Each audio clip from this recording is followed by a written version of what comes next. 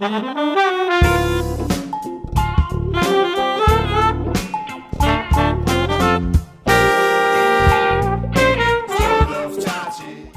there and welcome. This is Vince of vinceprep.com and Agos Consulting. A client recently asked me about the Harvard Business School post-interview reflection, the PIR, the HBS PIR, the post-interview reflection, and how to handle it. And I thought I'd make a short video about it. This is something I've been helping clients with for many years, but it's something I never have written about or posted on my website or blog, or certainly not made a video about it. So here goes. Harvard Business School post-interview reflection. I think you should think of it as an email. Basically, the question is, how well did we get to know you, right? Your interview's over.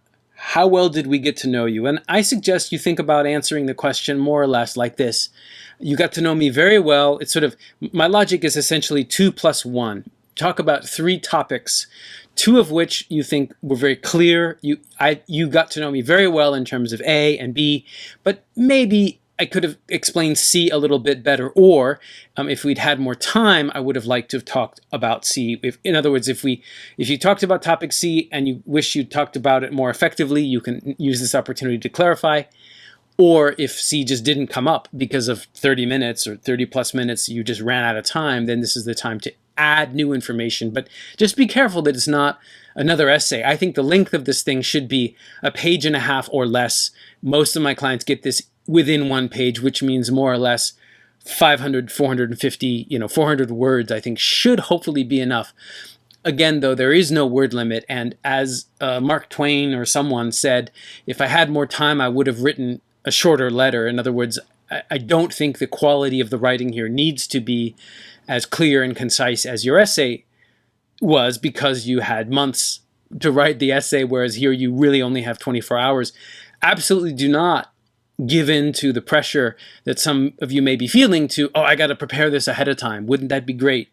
They can tell, I would say. Absolutely. It needs to be a reflection on what really happened. But if you have this basic structure in mind going into the interview, you're looking for 2 things in the interview that you feel really went well.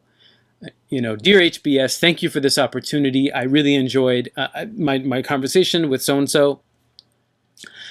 She really got to know me well in terms of A and B, a little bit of detail. But again, you don't need to repeat A and B because you're saying that they went well. So why repeat yourself? These are presumably things that were covered somewhere in your written application, presumably, but maybe here in the interview they're in more depth or in a different way. But anyway, topic A went really well. Topic B went really well. But topic C, she asked me about my volunteer work with children, or she asked about why I do this or why I did that.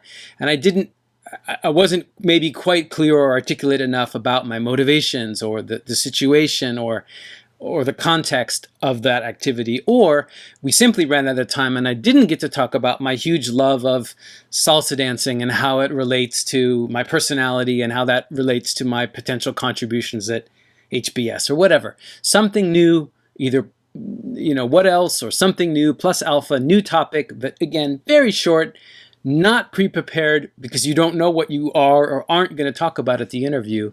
That's it, really. I wanted to make a short video just to talk about this topic because I think a lot has been said about it already by a lot of my colleagues at AGAC have said a lot about it, and I've said a lot about it over the years. I've just never made a video about it, so I wanted to take this quick opportunity because talking is faster than typing, and this person just recently asked me, so I thought, hey, make a video. So thanks for watching. As always, if you subscribe to my channel, you'll be the first to know when I've made new videos. I love making these videos every chance I get. For now, I just simply say best of luck with your applications, with your interviews, with your post-interview reflections, or whatever it is you're working on. Best of luck with life, and thanks again for your time and attention.